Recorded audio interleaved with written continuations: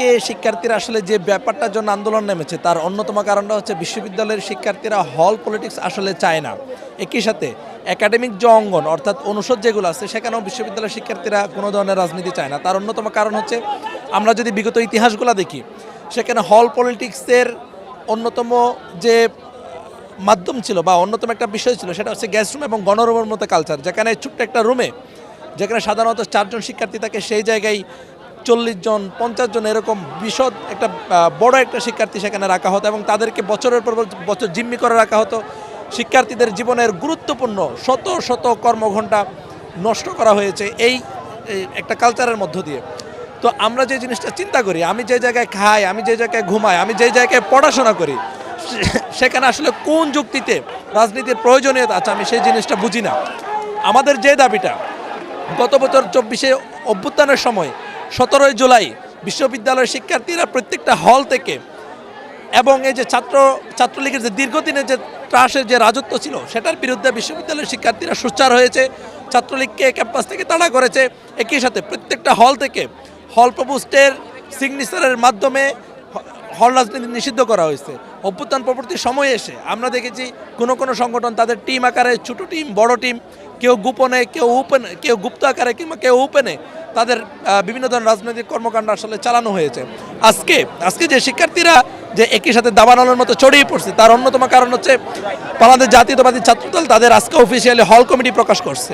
তা আমরা শিক্ষার্থীদের আসলে যে জিনিসটা চাইছি, শিক্ষার্থীদের মধ্যে যে ভয়টা কাজ করে যে ছাত্রলীগের আমলে যে ধরনের ত্রাসের রাজত্ব কায়েম করছিল, শিক্ষার্থীদেরকে যেভাবে জিম্মি করে রাখা হতো, তাদের নিজেদের বিভিন্ন প্রোগ্রামে, দলীয় প্রোগ্রামে নিয়ে যাওয়া হতো, ওই ধরনের কালচার আবার কোনো পুনরাবৃত্তি হবে কিনা সেই ব্যাপারটার বা সেই প্রেক্ষাপটের জায়গা থেকে আজকে বিশ্ববিদ্যালয়ের শিক্ষার্থীরা এই আন্দোলনে নামছে।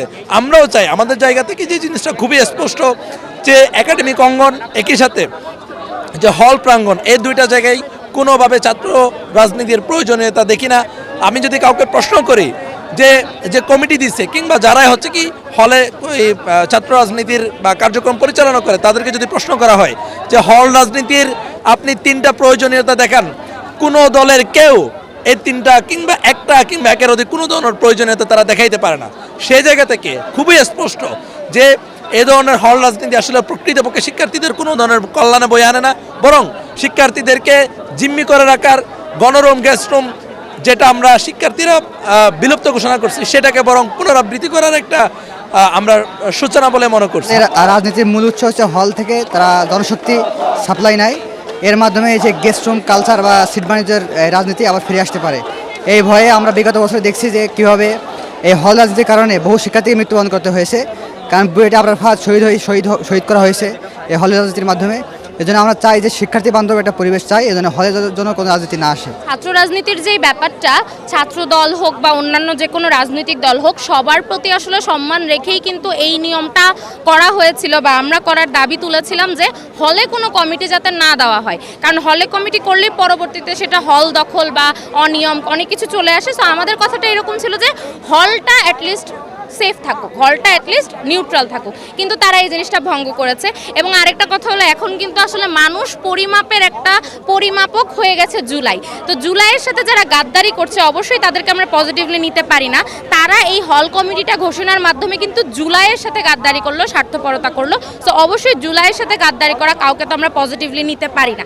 এজন্যই আমরা এখনও হল পলিটিক্সটাকে পজিটিভলি নিতে পারছি না এবং পজিটিভ নেওয়ার মতো কোনো কিছু হয়ওনি, এখনও ডাকসু হয়নি। আমরা চাচ্ছি ডাকসুর মাধ্যমে একটা প্রপার হল কমিটি আসুক, প্রতিনিধিরা আসুক, তারা আসুক, তারা ডাকসুতে লড়াই করুক, আমাদের ভোট নেক, আমাদের সাথে করুক, কিন্তু তারা এটা না করে তারা একটা জোরপূর্বক একটা কমিটি ঘোষণা করেছে।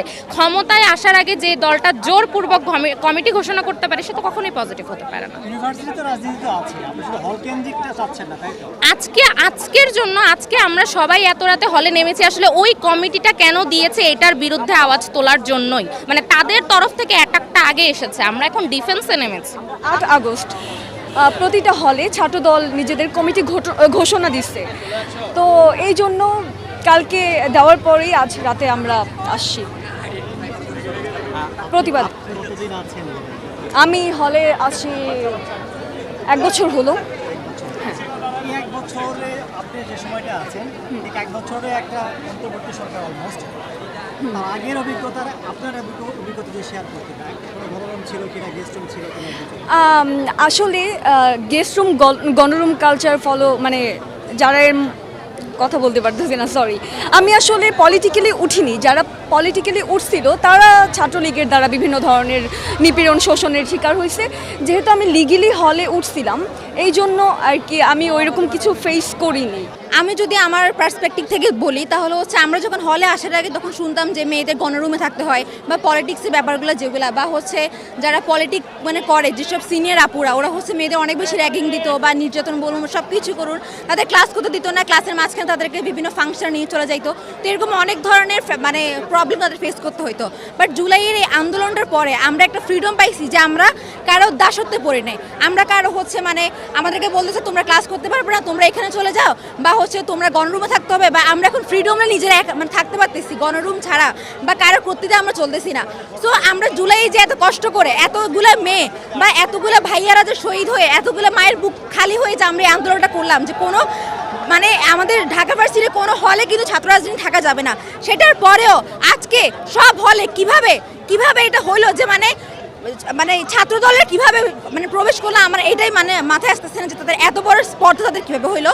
তো এটার জন্য আমরা আজকে 5টা থেকে হলের মধ্যে আমরা আন্দোলন করতেছি। বাট আমাদের প্রক্টর ম্যামের কোনো হচ্ছে ওরকম কোনো ইয়া ছিল না। প্রশাসনের ভূমিকা আমি বলতে যে খুবই বাজে, তারা আমাদের স্টুডেন্টদেরকে মানে আমাদের সিদ্ধান্তকে তারা টোটালি মূল্যায়ন করে না। এন্ড আমি মনে করি এখানে হচ্ছে টিকে থাকার জন্য আমাদের স্টুডেন্টদেরকে নিজেদের ফাইট করে যেতে হয় আর কি। তো ইনশাল্লাহ আমরা এই ফাইটটা চালাই যাব। আর এখন ভিসি জানি না ডিসিশন কি দিবে, তবে আমরা শেষ লড়াইটা করে যাব। 1 বছর ধরে আমরা আসার মানে আমরা হচ্ছে প্রথম ব্যাচ ছিলাম যারা হলো আমি গণরুম গেস্ট রুম কালচার যে সেটা আমরা পাইনি, কিন্তু এর আগে আমাদের সিনিয়রদের সাথে যে লোমহর্ষক ঘটনাগুলো ঘটেছিল তাদেরকে এই গণরুম গেস্ট রুম কালচার এই তাদের পড়াশোনা এক্সাম বাদ দিয়ে সেই লিগের দালালি করা, সে বাইরে এই রাত 2টা 3টা বাজে শীতের রাতে তাদেরকে এভাবে বাইরে দাঁড় করে রেখেছিল। আমরা এসব খুবই যখন তাদের কাছ থেকে এগুলো শুনলাম এগুলো খুবই মর্মাহত ছিল। তাই আমরা চেয়েছিলাম যে এরকম হচ্ছে এই কালচারটা আসবে না। তো 1 বছর আমরা সব কিছু ঠিকঠাক ছিল, আমাদের একটা অঙ্গীকার ছিল সেই 2024 17 জুলাই আমরা আমাদের যেদিন 16 জুলাই সকালবেলা আমাদের প্রথম ভাইয়েরা শহীদ হন, আমরা সেই শহীদের রক্তের উপর দাঁড়িয়ে অঙ্গীকার করেছিলাম ঢাকা বিশ্ববিদ্যালয়ের কোনো হলে ছাত্র রাজনীতি চলবে না। সেখানে ছাত্র দল অঙ্গীকার করেছে, তারা সেই অঙ্গীকার ভেঙে সেই জুলাইকে অস্বীকার করে তারা আজকে হলগুলোতে কমিটি ঘোষণা করলো। ইভেন সামনে ডাকসু আসছে, এই 1 বছর তারা হল কমিটি ঘোষণা করতে পারলো না। এই ডাকসুকে বানচাল করার জন্য, এই ক্যাম্পাসে অস্থিতিশীল করার জন্য, শিক্ষার্থীদের মধ্যে বিশৃঙ্খলা সৃষ্টি করার জন্য তারা এখন হল কমিটি প্রকাশ করেছে। এর জন্যই হচ্ছে আমাদের আজকের দাবি, আমরা চাই যে এখন যদি আমরা নমনীয় হয়ে যাই, হল প্রশাসন নমনীয় হয়ে যাবে, আমাদের সেন্ট্রাল প্রশাসন নমনীয় হয়ে যাবে, তারা ধীরে ধীরে এই ইস্যুটা বাদ দিয়ে দিবে।